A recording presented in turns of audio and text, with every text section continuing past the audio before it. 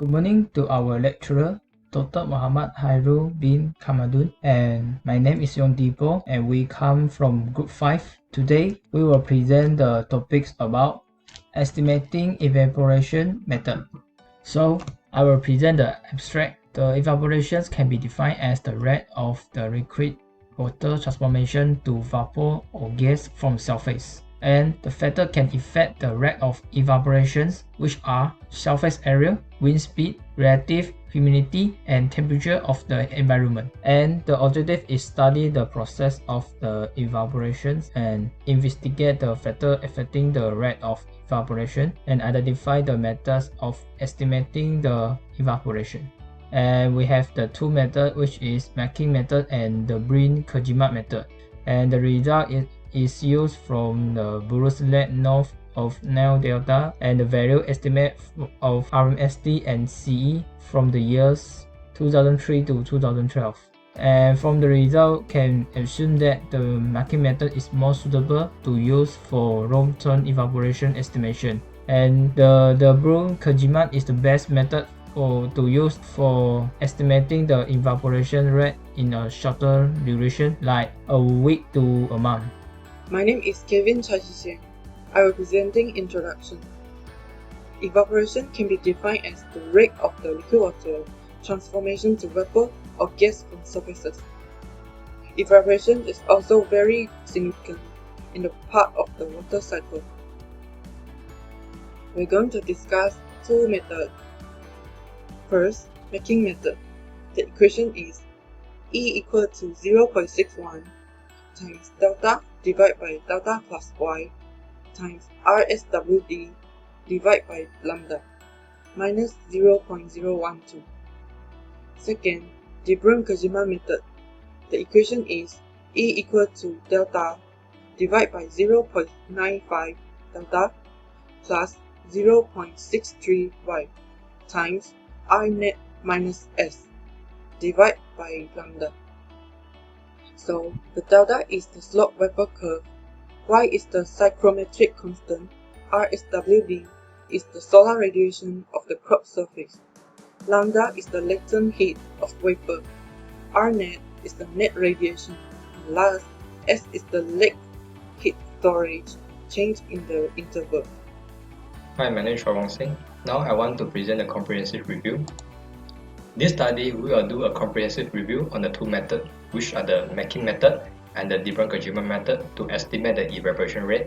The MK method is estimate the evaporation based on the radiation and the temperature. And for the Brin-Kojima method, the equation state the net radiation and the net heat storage change has been estimated in the energy budget calculation. And we get the result from the Bruslet from the journal to evaluate these two methods. And how we evaluate these two methods is based on the IMSD, root mean squared deviation, and the C coefficient. And the lower value of IMSD and the higher value of the C represent the lower error between the estimate and the observed evaporation. The Making method have the better performance compared with the Brin-Kojima method in estimate the evaporation rate. The MK method is more suitable to use for the long-term evaporation estimation due to its simple empirical format. Besides that, the Brin-Kojima method will consider more effective methods like temperature, wave radiation, and the net heat storage, so it is best method to use for the estimate the evaporation in a short duration time like a week to a month. That's all from me. Thank you. Okay, Assalamualaikum warahmatullahi wabarakatuh. Today I want to present about the summary of estimating evaporation method. Okay, evaporation method is a process that involves a change of phase matter, atoms or molecule in a liquid gain enough energy to convert to gas at any temperature less than boiling point of the substance when the substance is exposed to the atmosphere. There are some factors that affect the rate of evaporation, such as first, temperature, second, the surface area exposed, third, the humidity and the presence of wind speed. Okay, based on our technical paper, there are two methods that we use to determine the estimating the value of evaporation, such as the Making method and the Brin-Kojima method.